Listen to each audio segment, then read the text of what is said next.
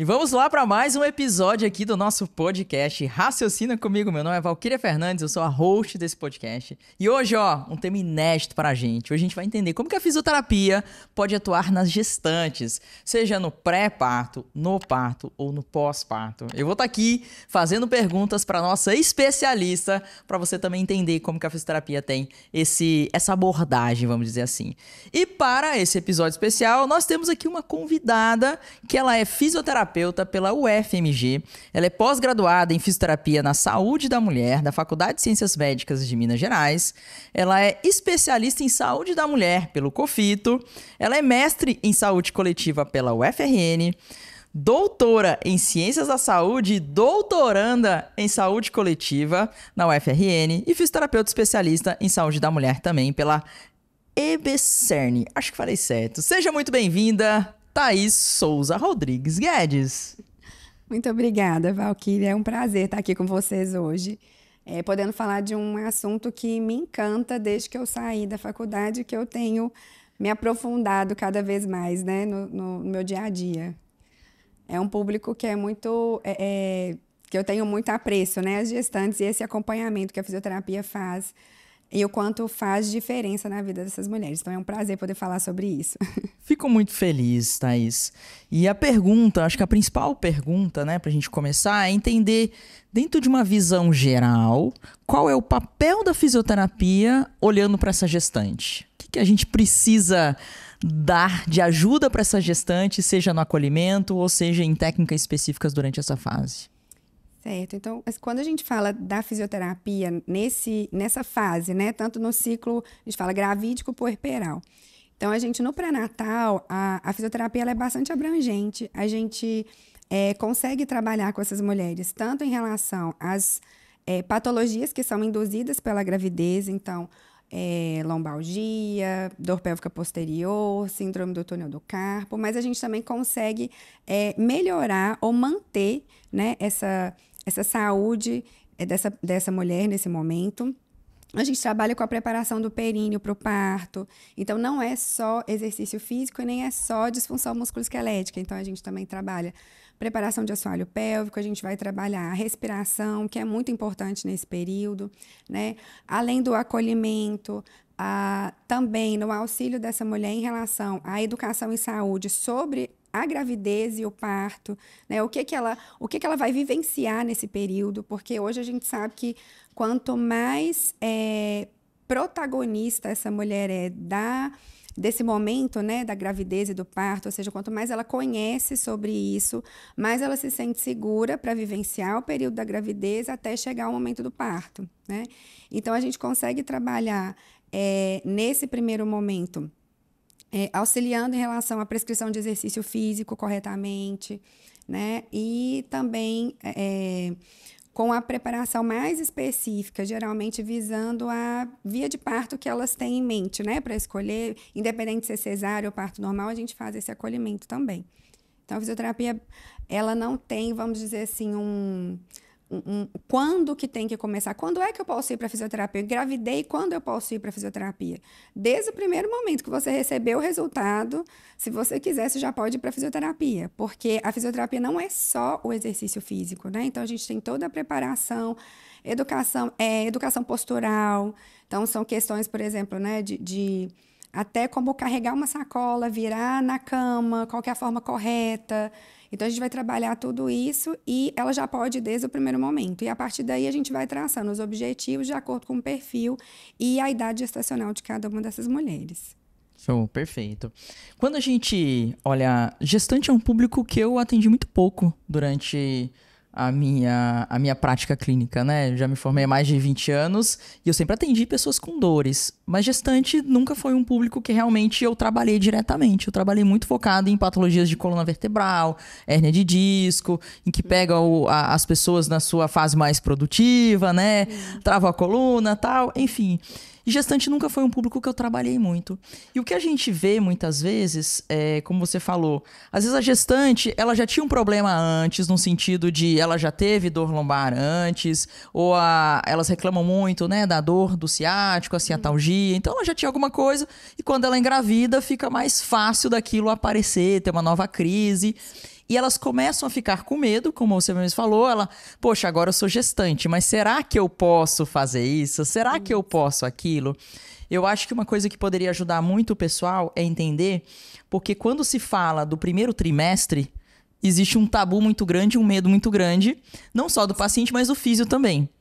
Então, quais os cuidados um fisioterapeuta que recebe um paciente, vamos pensar no fisioterapeuta que atende o paciente com dor, e de repente chegou lá uma paciente que ainda não tem nem a barriguinha aparecendo, mas ela na anamnese fala assim, eu tô gestante, tô aqui de 2 meses, por exemplo, e tô com uma dor lombar crônica ou alguma outra dor, nesse caso, musculoesquelética. Existe algum cuidado que esse físio precisa ter pensando nesse primeiro trimestre? Isso é muito interessante. É importante, sim, que a gente tenha um olhar para essas mulheres, porque a partir do momento que se inicia uma gravidez, a gente vai ter uma série de alterações hormonais e musculoesqueléticas que são adaptativas desse período. Então, a gente tem um aumento dos hormônios, por exemplo, que causam frouxidão ligamentar, né? E que podem ocasionar muita instabilidade na região lombopélvica. Então, por exemplo, a gente tem que ter cuidado quando a gente vai prescrever, por exemplo, exercícios de alongamento. Não ir até os limites, né, da articulação, tomar muito cuidado, porque existe essa frouxidão. E no primeiro trimestre, a carga de hormônio, tanto da relaxina quanto da progesterona, ela é muito alta. Então, é onde a gente tem mais frouxidão ligamentar.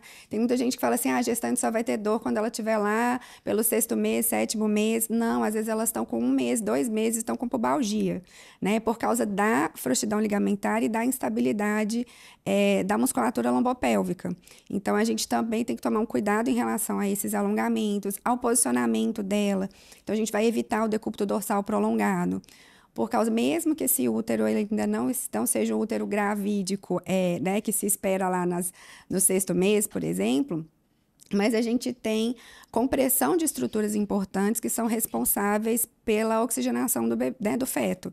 Então, evitar o decúbito dorsal e preferir decúbito lateral esquerdo, ou não usar o decúbito dorsal prolongadamente, né? Pode-se até usar, mas a gente alternar essas posturas. Cuidado, por exemplo, com prática de exercício de intensidade moderada a severa. Então, por exemplo, a paciente ela chegou e ela era sedentária e agora ela veio porque ela está com dor e ela quer fazer exercício, porque ela também precisa melhorar, além da questão da fisioterapia. Então, a gente vai trabalhar nesse primeiro trimestre com exercícios leves que não aumentem muito essa temperatura corporal. Até então, o que a gente, né, tem de recomendação dos guidelines é que a gente não... ela pode fazer exercício de leve a moderado, desde que a partir do 2º trimestre. No primeiro trimestre, se ela já era ativa fisicamente, ela vai manter, mas com uma intensidade mais leve, certo? Então, assim, o cuidado é com a dosagem do que vai fazer em termos de exercício, com posicionamento em relação a alongamento, mobilização articular, né? Liberação miofacial, que a gente pode fazer também nesse período, né? Principalmente com esse quadro. E prestar bastante atenção no que ela, nesse momento, né, no que ela apresenta já de alterações prévias para que a gente possa ir tentando ajustar em termos de posicionamento também. Acho que esse seria, assim, o primeiro cuidado para um físico que não é da área, mas que pegou essa gestante, ele vai tomar cuidado com esses 3 pontos e, a partir daí, se for necessário, ver uma questão mais especializada se ela precisar, né? Mas no primeiro momento esses cuidados já garantem aí um bom resultado. Perfeito. Quando você, né, olhando para a parte de saúde da mulher, quando você fala assim, vou fazer a preparação dessa gestante, é pensando em tudo. É pensando desde o assoalho pélvico, com toda a questão dos exercícios. Não é pensando... Porque, assim, quando a gente fala de preparação de gestante, é pensando no assoalho pélvico, né? Geralmente, as pessoas... Não, beleza, vamos preparar esse assoalho pélvico aqui pro parto. Isso. Mas é muito mais que isso. É muito mais que isso, porque a gente tem que ter uma preparação global. Então, fisicamente, é importante que ela esteja ativa, né? E que ela tenha um bom condicionamento, porque o trabalho de parto em si, ele é demorado. Então, ela precisa também desse apoio. Demorado quanto, Thaís? Que a gente está falando de quanto tempo? A gente está falando, assim, de uma primigesta, né? A primeira gestação vai ser o primeiro parto. A partir do momento que ela entra na fase ativa do trabalho de parto, que ela já tem lá acima de 5 centímetros de dilatação e contrações frequentes e regulares, isso pode demorar em torno de 10 horas. É uma média de tempo, e isso é fisiológico. E a maioria delas, às vezes, não sabe disso, né? Então, começou a sentir dor, já era para ter nascido, e aí acaba que o trabalho de parto fisiológico ele vai demorar. Se não é primigesta, se já é a segunda gestação, se ela é uma multípara, em média 8 horas. Né? Então, assim, é um tempo que é significativo para uma pessoa que vai estar numa condição de estresse, querendo ou não, porque ela vai estar sentindo dor, na grande maioria das vezes, né? Ela vai estar emocionalmente ali fragilizada, porque é um momento que envolve muita coisa, a família, etc. E ela vai precisar desse condicionamento porque o entorno dela talvez não seja aquilo que ela esperava. Então, ela precisa, às vezes, a gente vai precisar adaptar algumas coisas, enfim, mas é importante, né? É um tempo que é comum desse período. Qual a explicação que tem para o primeiro parto ser mais demorado que o outro? Existe uma explicação biomecânica, fisiológica, ou tipo, já foi o primeiro agora? Não, é a biomecânica mesmo, é justamente porque vai ser a primeira vez que as estruturas vão sofrer a ação desses hormônios, né? Então, durante toda a gravidez, a gente tem doses controladas de hormônios que vão aumentar essa frouxidão ligamentar, que vão aumentar a circulação sanguínea, vasodilatação, e aí isso tudo vai proporcionar esse preparo. A articulação sacroiliaca, ela vai se modificar, existe um movimento, né, que a gente chama de nutação e contranutação, e isso vai acontecer durante a gravidez, né? Essa pelve, esse sacro, ele vai estar num posicionamento e na hora do parto vai permitir que isso mude. Então, a partir do momento que ela já passou por isso uma vez, é mais fácil, vamos dizer assim, a memória, né, muscular e tudo mais, é mais fácil de se ocorrer novamente, por causa dessa modificação biomecânica que já aconteceu num primeiro momento. Mas é claro que isso não é uma regra, né? Depende. Tem mulher também que não vai ser o primeiro parto, que vai demorar mais do que o primeiro. Mas, normalmente, a gente vai partindo das adaptações que o corpo já experienciou nesse primeiro momento, na biomecânica que já foi modificada para uma segunda gestação. Muito doido isso. Se a gente começar a pensar a nível cortical, será que o cérebro entende, foi condicionado agora a parir, né? Já foi o primeiro, vai o segundo, vai o terceiro. Tanto hormonal quanto muscular, mas tem, claro, a ação do sistema nervoso central, sistema límbico, uma série de estruturas que vão trabalhar em prol durante toda a gestação, né? Sim. E a ação hormonal, que é uma super importante nesse período da gravidez, né? Que vai preparando isso também. Minha mãe conta que quando ela estava grávida, 9 meses, né, de mim, ela chegou lá no hospital escola, que ela era acompanhada, e aí quando ela chegou, eles viram que ela já estava com um pouco de dilatação. E aí o médico falou, já vamos internar aqui, porque é provável que realmente vai nascer. Só que aí não aumentou a dilatação. Ela estava lá, não aumentou, aí foram dar lá injeções para provocar a dilatação. Só que ela começou a passar mal, acho que ela meio que desmaiou. Quando ela acordou, ela já estava no centro cirúrgico. E ela só lembra que tinha um tubo de oxigênio nela, uma pessoa nas costas gritando, força, força. E aí eu não saía. E a minha mãe, ela realmente estava bem complicada a situação, ela quase morreu no meu parto. Sim. E aí pegou o fórceps, né? Pegou minha cabeça lá e fez, você vai sair agora. E puxou de qualquer forma lá, da forma que deu lá. E aí deu tudo certo. Mas hoje, quando a gente olha para o parto, existe essa possibilidade de fórceps, assim como existem outras ferramentas também que podem ser utilizadas no parto natural, vamos dizer, ou normal ali, vaginal, para se ajudar, já que não está saindo e era para sair ali pela vagina. O que mais hoje tem se utilizado ou que não utiliza mais, que já usou no passado e hoje, meu Deus, é um crime isso, não vamos usar mais com essa criança, com esse bebê, né, que está nascendo? A gente tem, a gente fala, né, em termos de medicina, propriamente dita, a gente tem 4 tipos de parto que existem até hoje, né, que aí envolve o que você falou. A gente tem o parto cesáreo, e aí a gente tem o parto vaginal, o parto a fórceps e o parto a vácuo. que são o vácuo e o fórceps são 2 instrumentos que vão auxiliar, né, nessa situação, por exemplo, que a sua mãe passou. Mas ele deve ter evoluído um pouco nesses 40 anos, né? Exatamente. Além dele ter evoluído, o que acontece? Qual que é a principal questão em relação a isso? É o momento certo de se utilizar e a indicação para se utilizar. Porque o que acontecia muito é que se usava indiscriminadamente, sem saber dos critérios, e a gente acabava tendo muito erro, né? Muita iatrogenia, prejudicando esses bebês. Então, a rigorosidade em cima disso, para a gente ver realmente se isso é necessário ou não, ela aumentou muito, né? Mas hoje em dia, a necessidade desses tipos de intervenção, normalmente são em situações onde esse desfecho, esse parto não conseguiu evoluir tão bem. E a gente tem uma série de coisas que podem auxiliar nessa evolução. E aí, falando em termos de fisioterapia, quando a gente fala que a gente vai trabalhar com essa mulher mobilidade no trabalho de parto, para auxiliar, por exemplo, na biomecânica da pelve, na progressão do feto, a melhorar o encaixe, né, a ajudar a descida. Então, tudo isso são situações que vão contribuir para que esse desfecho do parto não precise de intervenção médica, né, desse tipo. Mas, às vezes, independente disso ou independente de qualquer outra coisa, é necessário. E aí, quando bem indicado, realmente vai salvar vidas, né? O que se precisa ter é critério. E quando a gente fala ainda em termos de, então, se eu for para fisioterapia, eu vou preparar meu períneo, então eu não vou passar por isso. Quem me dera, né? Não necessariamente. A gente queria garantir isso 100%, mas a chance de você conseguir ter um parto vaginal com sucesso, vamos dizer assim, ela aumenta bastante, porque você melhora estruturas que estão diretamente envolvidas, né?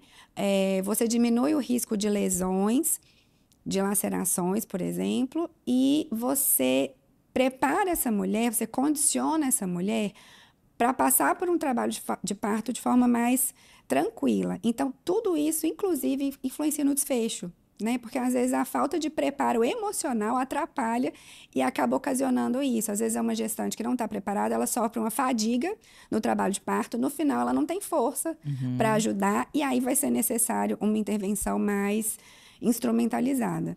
Hoje em dia, a gente se preconiza evitar isso ao máximo, né? Se usa realmente em últimos casos. E a gente vê que diminuiu muito, né, a taxa de lesões causadas por esses instrumentos. Você falando isso me chamou a atenção uma coisa, porque quando a gente olha, né, o trabalho de parto ele é tão intenso, como você falou, que aí você pode ter uma gestante com uma fadiga. Só que aí, quando eu olho para uma gestante que ficou a gestação inteira de repouso, ou por causa de uma placenta que estava deslocando, ou por causa de um hematoma, ou, enfim, por alguma coisa que era contraindicado, a chance dela ter essa fadiga na hora do parto é gigantesco. Então, isso faz com que ela tenha que querer, por exemplo, uma cesárea, porque vai ser muito difícil para ela ter um parto vaginal? Não, vamos dizer assim, a gente aumenta essa chance, mas não necessariamente, porque além do preparo físico, a gente sabe que tem a motivação emocional, né? Sim. Então, assim, o que a gente vê hoje é que é mais difícil para elas suportar um trabalho de parto que seja mais demorado, que seja mais laborioso mesmo. E aí, o que a gente faz né, trabalho de parto ali ajuda a minimizar isso. Então, a fisioterapia dentro da sala de parto, a gente auxilia nessa diminuição da fadiga materna, né? Então, a gente vai prescrever exercícios na hora correta, a gente vai auxiliar para que ela se movimente na hora correta, a gente vai cuidar para que ela não se canse demais. Então, a gente vai ter um olhar para evitar isso. Então, mesmo que ela tenha ficado nessa situação, a gente ainda conseguiria auxiliar. As chances aumentam e a gente vê... Da mesma forma que a gente vê que mulheres preparadas muitas vezes passam por essa fadiga por situações que são intrapartos relacionados ao bebê, né? O bebê que está virado para o lado, que precisa fazer um giro maior e é um trabalho de parto que dura mais, então às vezes isso é mais cansativo. Então tem questões que são intraparto, né? Intraútero, mas as externas a gente ainda consegue intervir com bastante sucesso. Mas se eu falando desse trabalho, então, se eu pegar uma gestante que talvez estivesse de repouso, quanto tempo antes ela teria que fazer esse trabalho para estar melhor preparada para esse momento? Então, aí, se for Porque a dúvida da gestante é quando que eu preciso procurar uma fisioterapeuta para me ajudar, né? Em que momento da gestação eu começo esse trabalho?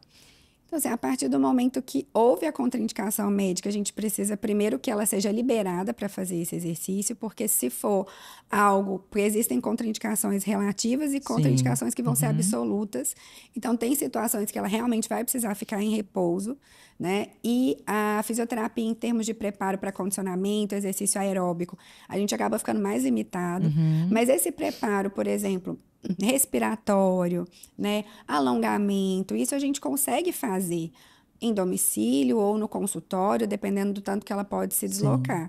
Então, a partir do momento que o médico libera, e aí nesse caso, porque a gente está falando de situações que são muito específicas, e por isso a liberação para fazer a atividade física. Mas para fazer fisioterapia, ela não precisa desse momento, a partir de quando eu vou ter um efeito maior. Independente de quando ela começar, a gente já consegue trabalhar isso, né? Vai focar no período que ela tiver, claro, mas a gente já conseguiria trabalhar. Então, assim, a gente não pode determinar, olha, só a partir de 20 semanas. Não tem isso, tem liberação para isso.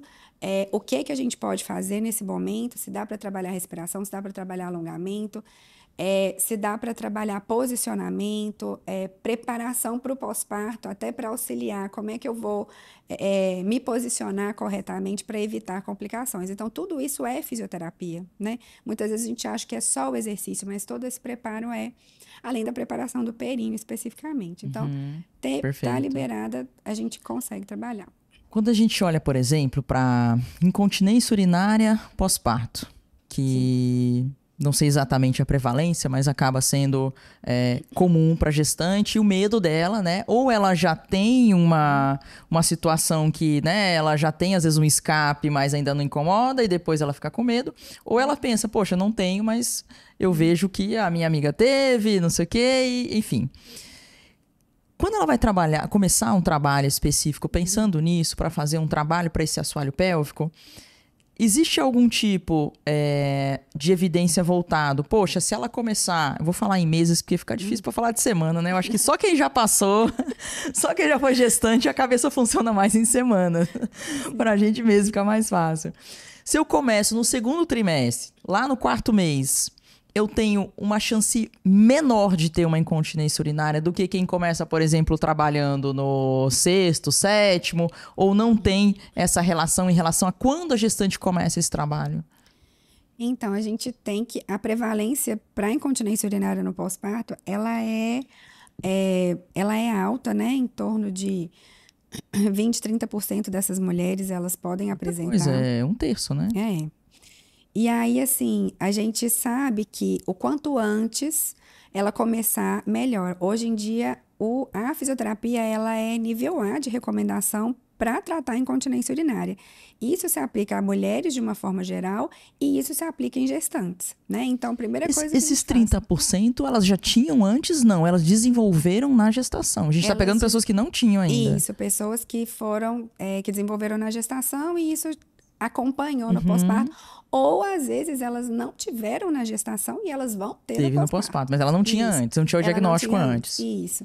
E aí, é claro que se ela tem antes, a chance disso piorar aumenta, né? Então, assim, a gente pode começar esse preparo do assoalho pélvico desde o início, né? Desde o 1º trimestre, certo? E aí, é claro que um assoalho pélvico que está mais fortalecido, que a gente consegue melhorar a elasticidade desse períneo, porque não é só força, né? Muita gente acha, meu períneo tá forte. Ou então, pensa o contrário, se eu trabalhar força demais na hora do parto, eu vou ter laceração, e não é uma relação proporcional, né? Então, a gente sabe que a gente precisa ter todas as funções íntegras. Força, resistência, tônus, controle, coordenação.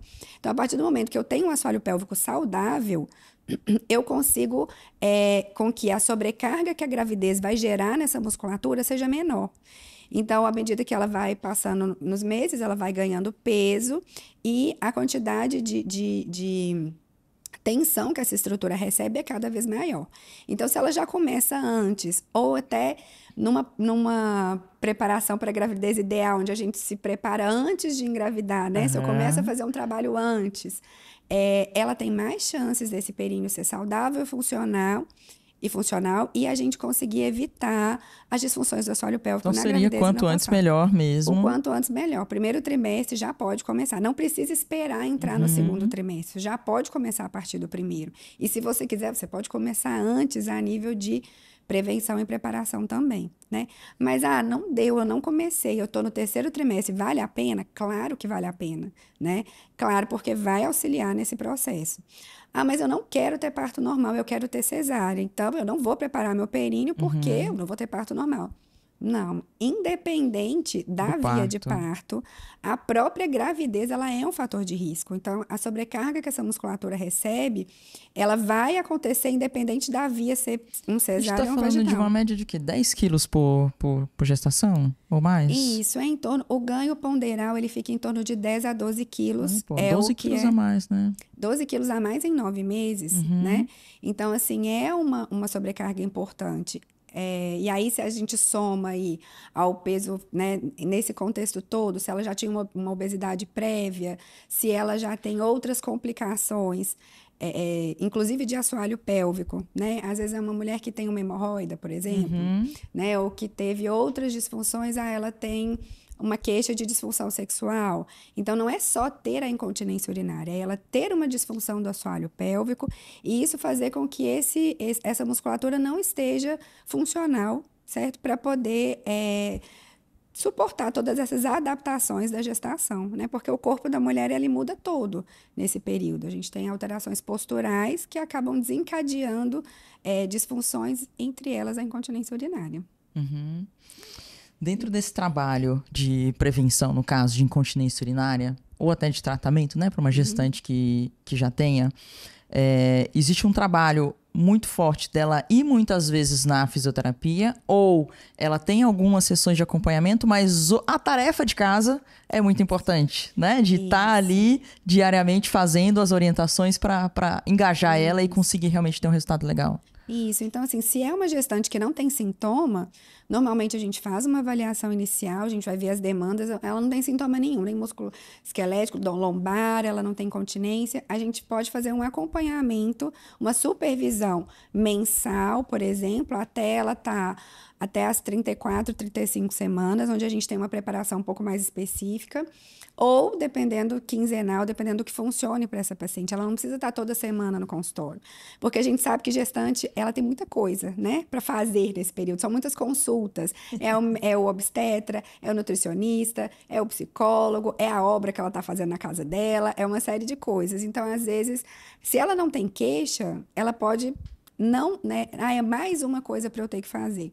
Então, é importante saber que não necessariamente precisa desse acompanhamento semanal, pode ser quinzenal, pode ser mensal, e a partir do momento que os trimestres vão avançando, né? Ela vai chegando no final, a gente tem uma preparação mais específica, que é a massagem perineal, né, que é um alongamento do períneo, apesar dela receber o nome de massagem, ela é um alongamento que vai diminuir o risco de laceração durante o parto. E aí esse é um trabalho que tem evidência científica, forte inclusive, e que a gente consegue desenvolver a partir das 35 semanas. Aí a partir daí, às vezes a gente faz, a depender da disponibilidade, semanal para poder monitorar. Mas a tarefa de casa é super importante. Ela precisa, até porque é igual a gente fazer um treinamento muscular para qualquer grupo, né? A gente precisa de todos os critérios para um treinamento muscular. Eu preciso de intensidade, de frequência, de sobrecarga, de progressão. A gente prescreve mesmo o exercício.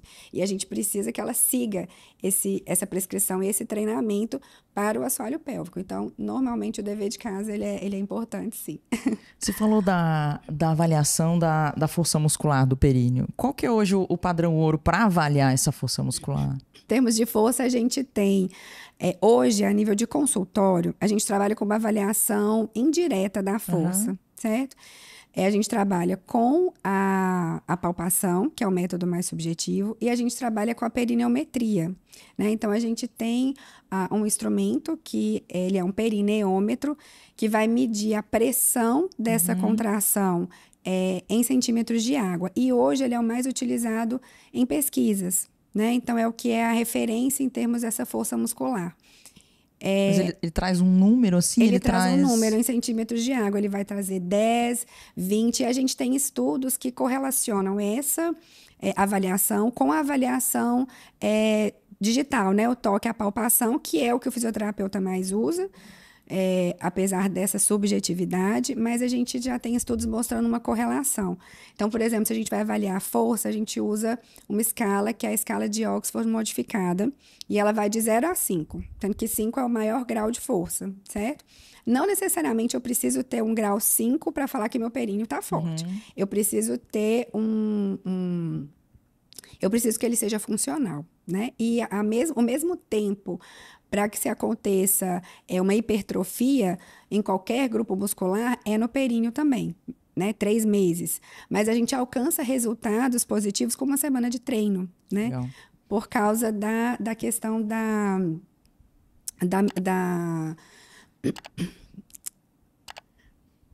Fugiu o nome de novo. Fugiu o nome. Não, deixa eu te falar por que da minha pergunta. Porque assim, hoje, como a gente tem a parte do acompanhamento online, por exemplo, eu fico pensando, poxa, será que alguém que trabalha com fisioterapia da mulher, que vai realmente ajudar uma gestante à distância, por exemplo, teria como você ensinar ela a fazer o teste para ela entender como que isso funcionaria? Porque uma coisa ela vem no consultório, eu tenho lá os equipamentos, eu uso, faço uma avaliação, e a pessoa, sei lá, que tá lá do outro lado do mundo, liga pra Thaís e fala assim, Thaís, me ajuda, tô precisando de ajuda. Você consegue passar para ela a ponto dela mesmo fazer um teste de força e começar a entender dentro dessa escala? A gente consegue passar, ela não vai conseguir talvez graduar essa força, até poderia, mas se ela consegue entender o que é a contração e o que é o relaxamento do assoalho pélvico, a gente já consegue trabalhar essa percepção. Então, normalmente é o que a gente fala muito, olha, é para falar para segurar o xixi, né? É porque o que é parecido, né? Então a gente pede para que essa mulher aperte a vagina como se ela fosse prender o xixi e ela pare de contrair. Então, a gente vai ter esse movimento que é de compressão, de fechamento do canal vaginal e depois de relaxamento. E muitas vezes, só com essa explicação, elas conseguem entender. A gente sabe hoje que 30% das mulheres, elas não conseguem contrair o assoalho pélvico na primeira vez que elas fazem, certo? Então, não necessariamente é porque não tenha força. Pode ser que seja uma falta de propriocepção mesmo, né? De percepção, de controle e de coordenação da musculatura. Na pandemia, a gente teve um fortalecimento muito grande do teleatendimento e a gente tem, inclusive, recomendações da Brafisme para realizar o teleatendimento em saúde da mulher para incontinência urinária. Então, a gente trabalha muito com essa parte da educação, então fazer com que ela entenda onde que está esse períneo dela, qual é esse movimento que ela tem que perceber e, a partir daí, realizar exercício. Prescrever intensidade em relação à força, à resistência, fica um pouco mais subjetivo quando a gente não está avaliando com instrumentos, né? Ou com toque, mas se ela entende bem o que é essa contração, a gente já consegue ter resultado. Até porque, se ela realiza a contração antes de situações, por exemplo, de esforço, a gente já sabe que essa manobra ela já resolve 50% dos casos. Que é o que a gente chama de pré-contração consciente do assoalho pélvico. Só de contrair antes de um esforço, a gente já tem um resultado de 50% de melhora, independente desse músculo já ter atingido força, resistência. Então, assim, dá para fazer, né? E a gente viu isso na pandemia, que dá para a gente fazer esse atendimento, mas é claro que precisa de uma orientação e um cuidado muito importante, porque a gente está falando de uma região que é íntima, né? Então, tem que ter todo o cuidado em relação a isso, mas é possível. Certo? É possível fazer. Vamos falar sobre diástase. Diástase é outro assunto que é muito falado, né, nas gestantes, e existe um medo muito grande, porque muitas vezes ela tá lá procurando no Google, ela olha algumas fotos de umas diástases bem proeminentes, vamos dizer assim, grande, né? E ela fica com muito medo. Ela, poxa, às vezes ela já acha que tem, ela não sabe se tem. Eu acho que esse é o primeiro ponto, né? Se a gestante consegue ter uma noção se ela tem ou não tem. E o segundo ponto é como que a gente pode ajudar em termos de orientação, em termos de fisioterapia, para esse cuidado, né, em relação à diástase. Sim. A diástase hoje falar sobre diástase já é uma coisa que é bem comum, né? Quando a gente fala tanto da gestação quanto do pós-parto. Explica pra gente o que é diástase, porque pode ser que tenha alguém que não saiba, né? A gente tá falando, mas o que é diástase? A diástase, ela é a separação da musculatura do reto do abdômen. E ela acontece de forma fisiológica. Então, a musculatura do abdômen, ele não é um músculo inteiro, né? Ele tem duas partes separadas por uma fáscia, vamos dizer ali, que é a linha alba.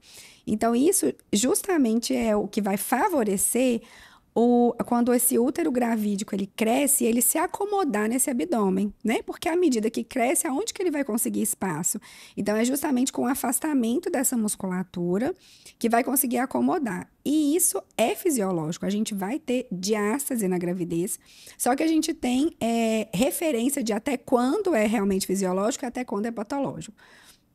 O que a gente tem em termos de, que talvez fique mais claro de entender, é que, por exemplo, uma diástase até 2 dedos, 2 polpas digitais, ela é fisiológica da gestação, certo? Então, como é que a gente faz para avaliar isso?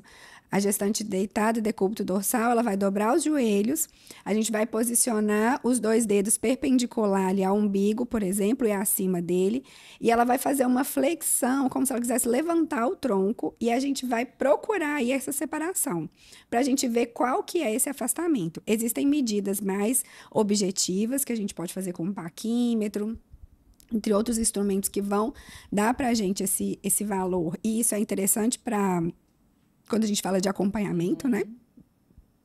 Mas onde a gente não tem, por exemplo, quando a gente mede na maternidade, a gente faz com polpa digital, né? Que também é utilizado.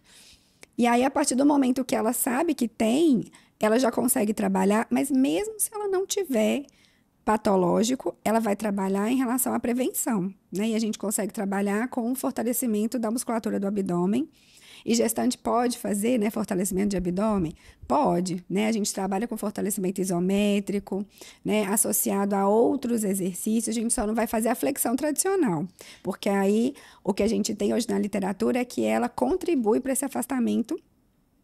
E porque ela está grávida nesse momento, a gente vai adaptar esse exercício. Outra coisa que às vezes elas percebem muito é que quando elas vão levantar, principalmente se elas levantam da cama sem virar de lado, né? Já levantam de uma vez na correria, às vezes elas vão perceber que sobe ali no abdômen elas falam, subiu uma ondinha aqui, o que é isso? Isso já é a separação da musculatura, né? Então, quando já está mais aumentada, elas percebem, às vezes, independente de palpar. Como que ela saberia, Thaís, o que seria uma diástase fisiológica e o que seria uma diástase patológica? Ela tem como saber ou ela não tem como saber? Ela tem. Se a gente vê que essa distância da polpa digital ela é maior que 2 dedos, por exemplo, ela foi lá naquela linha no umbigo, ela pôs 2 dedos e viu o espaço. 3 dedos. 3 dedos, aí eu já sei que é patológico, né? E isso no pós-parto também. Então, até 2, e a gente falando de polpa digital porque fica mais fácil, é mais acessível, ela consegue saber como está, né? E aí, assim, a gente vai sempre trabalhar esse preparo preventivo e tem como eu vou reduzir na gravidez, a partir do momento que ela já tem, às vezes a gente vai conseguir manter e a partir do pós-parto a gente pode melhorar. Uma outra coisa que acontece muito é quando ela já é uma multípara, né? Ela já teve mais gestações, o abdômen dela já passou por isso mais vezes, e aí a tendência de ter uma diástase é maior. Então, a gente tem que ter um cuidado com essas pacientes, tanto em relação ao assoalho pélvico, porque já teve mais sobrecarga, quanto em relação ao abdômen e à diástase. Mas o que muda quando a gente olha para a gestante? Por exemplo, se a gestante tem 2 dedos, é uma diástase fisiológica. Essa gestante tem 3 dedos, 4 dedos, é uma diástase patológica. Existem cuidados específicos ou essa que tem a diástase patológica, ela precisa ter uma intensidade maior, um cuidado maior, porque a fisiológica eu sei que vai retornar e vai ficar tudo bem? Normalmente a gente faz o acompanhamento em consultório. E aí a gente vai fazer a estabilização lombopélvica, porque a gente vai trabalhar com todas as estruturas que estão envolvidas nesse período, para que a gente possa ou manter esse quadro e evitar a progressão ou até melhorar um pouco. Então, a gente vai intensificar essa supervisão e esse treino, claro, dentro daquela prescrição do leve a moderado, da intensidade que a gente vai fazer para essa gestante. Mas é interessante, por quê? Porque uma diástase patológica, ela vai favorecer tanto a dor musculoesquelética, então ela vai favorecer uma lombalgia, ela vai favorecer uma pubalgia, uma dor pélvica posterior e uma incontinência urinária. Então, assim, é uma coisa que é importante que a gente tenha essa atenção para que ela possa minimizar essas repercussões, né? Normalmente, ela vai sentir alguma coisa muito diferente. Pode ser que ela não saiba que é dali, mas ela pode ter sintomas que a gente sabe que são favorecidos por essa diástase. Mas é legal você falar isso, porque existe um acompanhamento, né? Tipo, tá com Isso. 3 dedos essa semana, e na outra, e na outra, e na outra, pra saber se realmente A gente tá consegue piorando. isso, se a gente está conseguindo manter ou se tem uma piora. E isso vai muito. E também não é só a fisioterapia, né? Tem a questão do ganho de peso, porque às vezes isso está acontecendo porque está tendo um ganho de peso excessivo, então envolve a nutrição, vai envolver esse acompanhamento multidisciplinar. E normalmente, se ela está fazendo o acompanhamento fisioterapêutico, a gente vai ter um olhar mais atento para isso, para poder trabalhar de forma eficaz. Vai desaparecer na gestação? Não, porque o útero está lá, né? Mas vai evitar que no pós-parto a gente tenha um desfecho pior, por exemplo, né? Em Entendi. relação Qual à foi a maior diástase. diástase que você já viu, patológica? 5 dedinhos, Caramba. assim, numa puérpera. Certo? 5 dedos já visível, assim. E que ela não era uma primeira gestação, né? Mas, assim, a gente vê coisas que às vezes a mulher acha que é normal e isso passa despercebido e tende a piorar. Mas particularmente, essa foi a pior que eu já peguei. Foi na maternidade, eu falei, nossa, essa precisa da gente agora. Vamos supor assim, ganhou, teve o bebezinho hoje, nasceu. Quanto tempo depois, que é, por exemplo, a fisiológica, já vai começar não vai aparecer mais? É imediato, tem um tempo, e a patológica vai ter um resultado melhor? Não, tem um tempo de recuperação dessas estruturas, né? Geralmente, até 3 meses após o parto, a gente ainda está tendo retorno fisiológico desses órgãos, da regularização hormonal. Então, a gente ainda vai perceber mudanças nesse período. Normalmente, se 3, 4 meses após a gente não tem nenhuma mudança e ela permanece, aí a gente precisa de um trabalho mais intensivo. Mas a gente já consegue prevenir ou tratar, né, essa diástase patológica dentro da maternidade. Então, se foi um parto normal, 6 horas depois do parto, a gente já está fazendo fortalecimento muscular. Se foi um parto cesáreo, 12 horas após o parto, a gente já faz essa ativação muscular. Não é nem fortalecimento, é uma ativação muscular e a gente vai trabalhar com isometria. Né? Então, assim, a gente já começa lá dentro.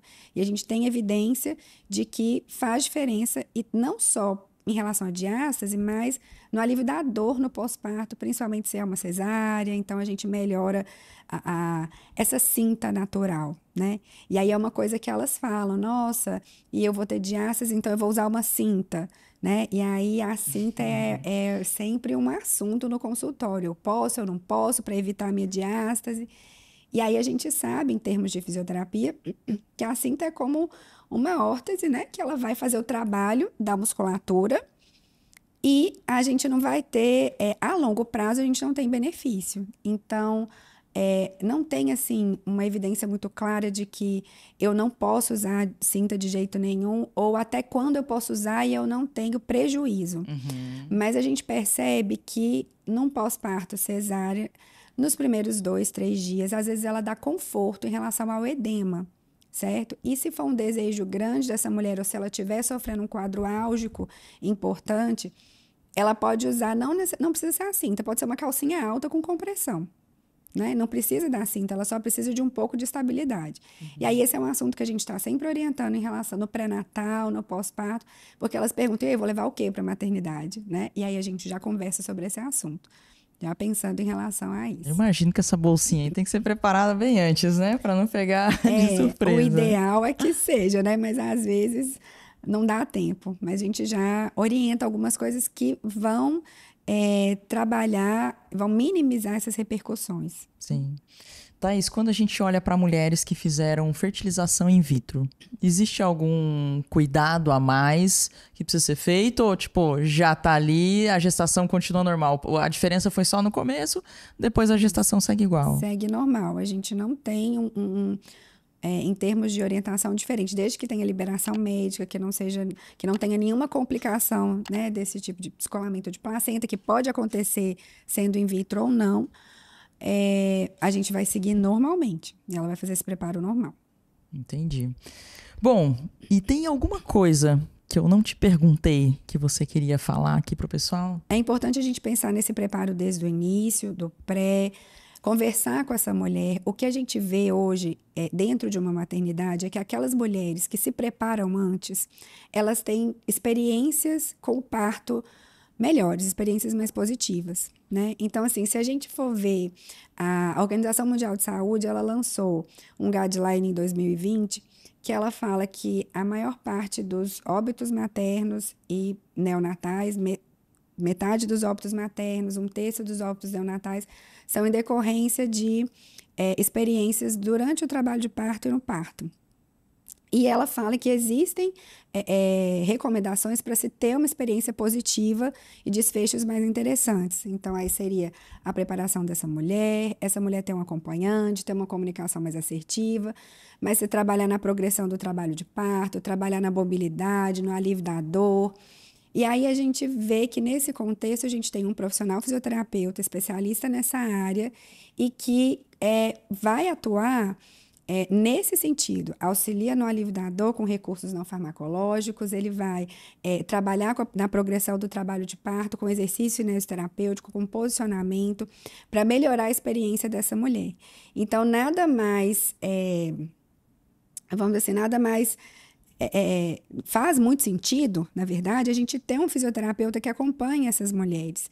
Então, quando elas já se preparam antes, elas sabem o que elas vão passar e elas chegam na maternidade com essas informações e a gente ainda tem um profissional que vai auxiliar nesse período, a gente vê a diferença no desfecho. Certo? Uhum. Independente de ter o profissional, mas se ela faz o preparo antes, a gente também já vê um outro olhar em relação ao parto.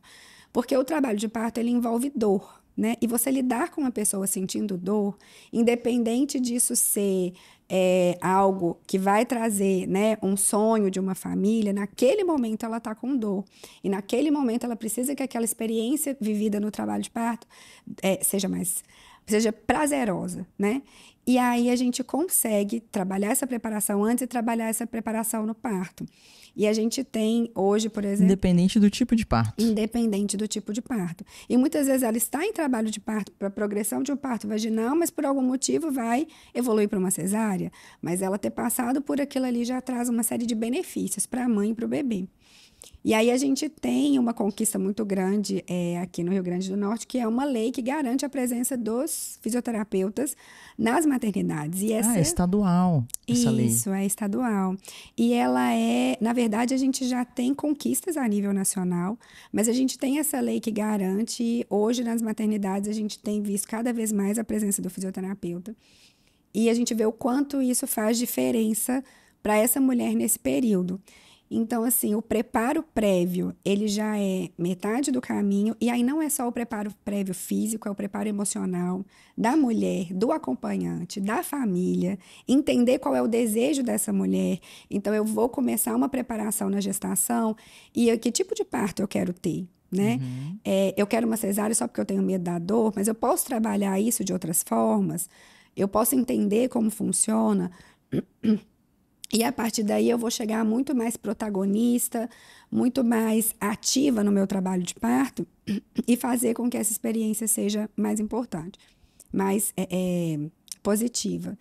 E aí a gente pensa assim, mas isso tudo é garantia de que vai dar tudo certo? É difícil, né? A gente fala que o parto é uma caixinha de surpresas. Tudo da vida, caixinha de surpresa. Uma caixinha de surpresas, mas a gente vê na prática o quanto isso faz diferença. Tanto quando elas voltam para a gente no pós-parto, lá no consultório, e elas falam como foi, quanto quando a gente vê dentro da maternidade. Então, eu acho que é válida uma preparação para essas mulheres nesse momento, já que a gente tem recomendações internacionais de que é preciso que essa mulher tenha experiências mais positivas nesse desfecho, né? Da gravidez e do trabalho de parto. Então, acho que vale a contribuição da fisioterapia, ela é bem relevante nesse sentido. Legal. Thaís, você falou que você tem filhos, certo? Tenho. Quantos? Uma. Uma filha. Uma filha. Qual parto que você escolheu? Eu escolhi o parto normal, mas ela escolheu a cesárea. É? Então, eu me preparei, né? Eu entrei em trabalho de parto. Eu evoluí até os meus 7 centímetros de dilatação. São quantos para ter? São 10. 10. E fiz tudo em termos de fisioterapia. Ali parou no 7, não passava E ela no 7. parou no 7 e ela não quis descer mais. E aí é o que a gente chama de, em termos médicos, foi um assincletismo. Ela posicionou a cabecinha de um jeito que não favoreceu a descida. Entendi. E aí, nessa hora, eu tive a opção de escolher se eu ia querer insistir ou se eu poderia ir, ou se eu iria para uma cesárea. E aí, pensando naquilo que o parto normal é o melhor, mas eu também não vou ter um parto normal a qualquer custo. E aí, isso é muito importante que as mulheres saibam que isso pode acontecer. Porque às vezes parece assim, querem que eu tenha um parto normal. Não necessariamente, né? E esse desejo, ele tem que ser respeitado. A cesárea, ela pode ser humanizada também, desde que ela tenha uma boa indicação, desde que ela respeite essa mulher. E aí, a gente sabe que, como o parto é uma caixinha de surpresa, os bebês também têm vontade, né? E aí ela não quis, e aí a minha experiência foi dupla, né? Eu experienciei o trabalho de parto e o parto operatório. Mas me senti, como é que eu vou dizer? Eu me senti satisfeita comigo de ter tentado, né? De ter mostrado que eu conseguia passar por isso, porque isso também é uma outra questão importante. Às vezes as mulheres acham que elas não vão conseguir passar por isso. Que a gente conseguiu passar e que o que foi feito era o melhor no final para minha filha e para mim. Então, a experiência no final, em termos de satisfação para o parto, me deixou tranquila, né? Entendi. E aí, a gente pode, né, e pensar nisso e mostrar isso para as mulheres, que não é a qualquer custo e que elas podem escolher, e isso também é parto humanizado. E você tinha uma fisioterapeuta com você Tinha lá? uma fisioterapeuta comigo. Meu esposo é fisioterapeuta, então ele também me ajudou. Porque a gente, na hora, não lembra muito de tudo, né? Que a gente tem que fazer. Paciente é paciente. Paciente é paciente. Me preparei durante a gestação com um fisioterapeuta para que eu pudesse ter experiência de gestante, paciente. Legal. E aí, e esse acompanhamento. Então, as maternidades, nem todas são preparadas para oferecer uma estrutura de parto normal, que a gente vê, por exemplo, com PPPs, né, que são as suítes pré-parto, parto e pós-parto. A mulher fica num ambiente só para ela, mesmo as particulares. Mas a gente consegue transformar aquele ambiente num ambiente mais acolhedor, né? Então, isso também auxilia. E aí eu tive a oportunidade de fazer isso também. E a gente tenta proporcionar isso para as nossas gestantes no sistema público, no sistema privado, para que elas possam ter essa experiência acolhedora, independente do que for acontecer no final. Muito obrigado por você estar aqui com a gente, compartilhando seu conhecimento, poder trazer aqui para o pessoal esse conhecimento, né, voltado para a parte de gestantes, um tema inédito que a gente está falando aqui. E eu queria que você deixasse aí as tuas considerações finais, algo que você considera importante aí, pessoal. Obrigada, né, Val? Queria que eu falei como para mim é um prazer poder falar de um tema que me encanta desde do início da minha formação. E eu acho que, assim, quando a gente pensa em gravidez, em parto, em pós-parto, a gente tem que ter uma escuta muito humanizada para essa mulher, né? A gente vai falar da técnica, a gente vai falar da intervenção, a gente vai falar daquilo que que tem evidência científica, que tem resultado. É claro que a gente vai trabalhar em cima disso. Mas é muito importante que o profissional que vai atender essa mulher, ele tenha uma escuta humanizada para o que ela quer, para o desejo, que respeite os limites e a vontade, o desejo que ela tem ali, e que isso possa também se estender ao acompanhante dela, à família, à parceria que ela tenha naquele momento, né? Porque a gente sabe que eles também são importantes nesse momento e muitas vezes não atuam porque não sabem ali como auxiliar. Então, eu acho que essa escuta da mulher, desde o primeiro dia que ela chega no seu consultório, né, até o momento que ela volta depois do parto, ela faz muita diferença, né? E eu acredito muito nesse olhar que a gente possa ter nesse período que é um marco, né? É quando você vai, a maternidade é um marco na vida da mulher. Então, tudo que ela passa ali é importante que tenha um olhar muito diferenciado para ela. Então, eu acho que essa escuta, ela vai para além da evidência científica, que é muito importante, mas que é muito necessária nesse Com momento. certeza, é o que a gente fala, né? Por exemplo, quando a gente traz para o tema de dor, que é um tema que eu domino bastante, quando a gente está trabalhando com o paciente, a gente tem a prática baseada em evidência de quais são as ferramentas que eu posso incluir ali. Pô, o que tem mais evidência hoje? Só que fazer com que o meu paciente adere a isso, né? Trabalhar uma comunicação a ponto de acolher ele, trazer para ele entender o quanto é importante, que a gente entra no contexto da alta eficácia. Pô, às vezes eu tenho uma evidência fortíssima, mas o paciente tem uma baixa alta eficácia com aquilo e ele não vai ter resultado. Agora, a partir do momento que eu trago isso e eu converso, eu me comunico, eu trago ele, acolho ele, pô, aí aumenta a alta eficácia, né? Vai ter uma alta eficácia e aí a gente tem um resultado muito melhor. Então, é muito importante essa escutativa que você falou, porque a gente vê muitos profissionais que muitas vezes trabalham muito com a prática baseada em evidência, mas são muito frios em relação ao paciente. A gente tem que usar o PBE, mas a gente também não pode perder o nosso lado humano, porque a gente está tratando uma pessoa, né? A gente está tratando gente.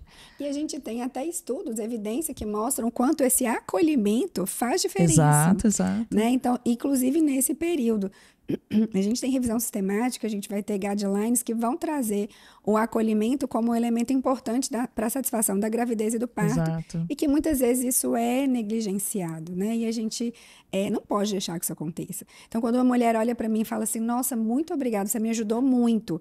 Isso é uma satisfação muito grande. Ela fala, não leva para o coração, não, tá? Quando eu estava com dor e que eu nem olhei para você direito. Mas você me ajudou muito. Então, assim, isso é uma satisfação, né, pessoal, profissional, mas eu vejo que a gente estava ali contribuindo para aquele momento, né? Então, isso é o que motiva todo dia. Legal. Parabéns, Thaís. Parabéns pelo seu trabalho, por tudo que você vem fazendo, pelos bebezinhos que você coloca aí no mundo, ajuda a nascer ali. É muito lindo isso e é muito gratificante, né? Obrigada mais uma vez. Gente, estamos aqui finalizando mais um podcast. Se você gostou, se você curtiu, deixa a sua curtida aí nesse episódio, clica nesse botão de compartilhar, manda para todas as gestantes, para todas as pessoas que você entende, profissionais da saúde, fisioterapeutas que precisam saber mais sobre esse tema. E também segue a gente lá no nosso Instagram, Raciocina Comigo Podcast. Se você estiver ouvindo aí no Spotify, já coloca aí as 5 estrelas pra gente, que isso é muito importante, a gente ter o seu feedback em relação a todo o conteúdo que a gente está preparando para vocês, tá bom? E eu vejo você então no próximo episódio. Tchau, tchau.